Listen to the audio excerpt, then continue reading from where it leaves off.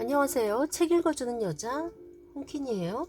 지금 잡지를 보다가 멋진 유명한 작품에 대한 설명이 좋아서 읽어볼게요. 제목은 한없는 슬픔이 경건하고 성스러운 느낌으로. 위대한이라는 형용사는 최상의 수식어다. 최고 수준의 이 수사가 사람 이름 앞에 놓일 때 우리는 그 인물을 위인, 천재, 영웅, 거장, 거인으로 부른다. 역사를 빛낸 인물이나 인류의 삶을 획기적으로 바꾼 사람들에게 헌정되는 영예로운 찬사다. 르네상스 시대에 활동한 이탈리아 조각가 미켈란젤로는 그런 점에서 거부할 수 없는 위대한 예술가다. 역사상 가장 위대한 천재 조각가 미켈란젤로는 화가로서도 불멸의 업적을 남겼다. 로마 성 베드로 대성당의 수석 건축가로 활동할 만큼 건축 분야에서도 당대 최고의 권위자로 이름을 떨친 미켈란젤로는 말 그대로 다재다능한 예술가였다. 미켈란젤로가 일반인들에게 널리 알려진 것은 사실 조각이 아니라 그림이다. 로마 바티칸 궁전 내 시스티나 성당 하면 떠오르는 게 둘이 있는데 하나는 교황이고 나머지 하나는 천장 벽화다.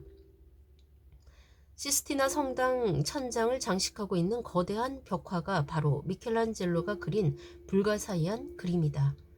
불가사의라고 표현할 수밖에 없는 이유가 있다. 캔버스나 벽이 아니라 천장에 프레스코 기법으로 그린 그림인데다 천장 규모가 어마어마할 뿐 아니라 인간의 경지로는 불가능에 가깝다는 작업을 사실상 혼자서 4년 만에 무결점의 솜씨로 완성했기 때문이다. 그러나 정작 미켈란젤로는 자신은 조각가이지 결코 화가가 아니라고 틈만 나면 강변했다니 조각에 대한 그의 무한한 자긍심을 엿볼 수 있다. 그의 자긍심을 확인할 수 있는 대표적인 조각 작품으로는 피에타상과 다비드를 꼽을 수 있다. 13세 때 피렌체 최고의 화가이자 금세공업자인 기를란다요의 도제로 들어가 예술계에 입문한 미켈란젤로는 1년 만에 더는 배울 것이 없다며 스스로 공방을 뛰쳐나갈 정도로 출중한 실력을 인정받았다. 10년 뒤인 1499년 기념비적인 조각 작품을 완성해 세상을 깜짝 놀라게 했는데 바로 피에타상이다. 미켈란젤로 나이 불과 24세 때였다. 가속도가 붙은 천재성은 가파른 상승 곡선을 그리며 1501년 피렌체시의 권유로 제작에 들어간 높이 5m, 17cm의 거대한 대리석 조각상 다비드로 정점을 찍게 된다. 이스라엘 왕 다윗의 청년 시절 전신을 대리석으로 빚어낸 다비드는 3년간의 작업 끝에 1504년 위풍당당한 모습을 드러냈다.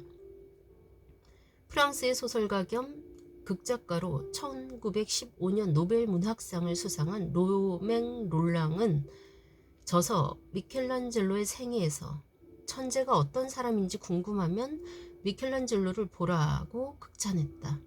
피에타상만으로도 미켈란젤로는 천재 조각가로서 손색이 없다. 십자가에 매달려 죽은 예수 그리스도의 시신을 안고 슬퍼하는 성모 마리아의 모습을 표현한 피에타상은 기독교 미술을 대표하는 주제로 여러 예술가가 다뤘는데 미켈란젤로의 이 작품이 단연 최고로 평가된다. 그 이유는 우선 대리석 조각이라고는 도저히 믿을 수 없을 만큼 사실성이 뛰어나다는 점을 꼽을 수 있다. 한 개의 대리석 덩어리를 두드리고 깎고 쪼고 다듬고 새겨서 성모 마리아와 예수 두 인물의 형상을 빚어낸 조각 기술의 극치와 함께 표정과 피부, 근육과 핏줄, 갈비뼈, 옷자락과 수위의 주름까지 실제 사람처럼 생생하고 부드럽고 섬세한 기운이 압도하기 때문이다. 피에타상에서 극한의 사실성을 만끽할 수 있는 것은 조각가 미켈란젤로의 초인적 재능과 더불어 완벽에 가까운 해부학 지식 덕분이다. 신체 비례와 사람 몸의 겉모습을 제대로 표현하기 위해서는 인체 내부의 구조와 모양을 파악하는 게 필수적이다. 미켈란젤로가 해부학이 얼마나 정통했는지를 짐작할 수 있다. 피에타상이 빼어난 사실성은 물론 조화와 균형미, 미적 아름다움까지 갖춘 불후의 명작으로 회자되는 이유다. 피에타상의 두 번째 감상 포인트는 성모 마리아의 표정과 자세, 죽은 아들을 끌어안은 어머니의 비통한 마음은 말로 설명할 길이 없을 것이다. 작품 제목인 피에타도 이탈리아어로 비탄, 슬픔, 애통을 의미한다.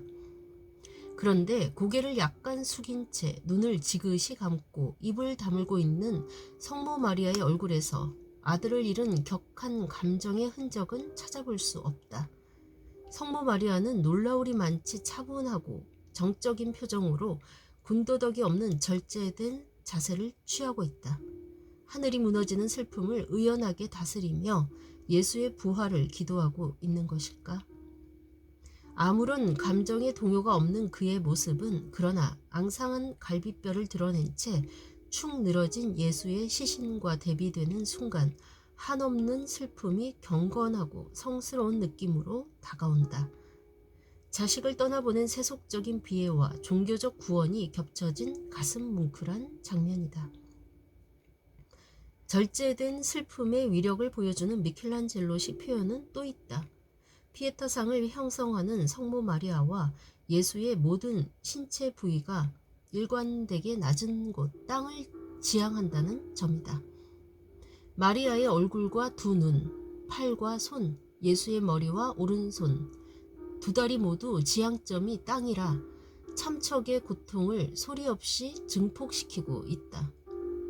미켈란젤로의 독창적인 장인 정신은 마리아를 예수보다 젊게 표현한 데서도 나타나는데 인간과 달리 원죄가 없는 마리아는 나이를 먹지 않는다는 그의 소신에서 비롯됐다는 이야기가 전해진다.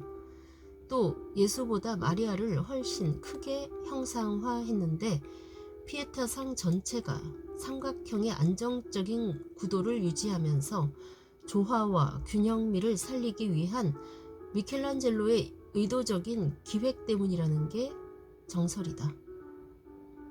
진짜 청 같은 옷자락과 수위의 주름 표현도 탄성을 자아내게 만든다.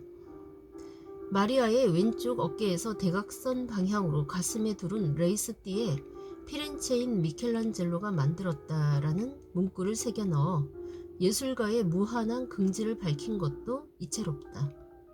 조각을 대하는 미켈란젤로의 신념은 특이하다. 그는 대리석 안에 이미 표현하고자 하는 형상이 존재한다고 믿었다. 조각 작업은 단지 그 형상을 밖으로 드러내기 위해 불필요한 요소들을 제거하는 과정일 뿐이라고 설파했다. 네, 이상입니다. 이 글은 문화 칼럼니스트 박인권님의 명화 다시 보기 코너에 좋은 글이었습니다. 네, 멋진 작품에 대한 해설이 아주 좋죠. 지금까지 책 읽어주는 여자 홍퀸이었습니다. 감사합니다.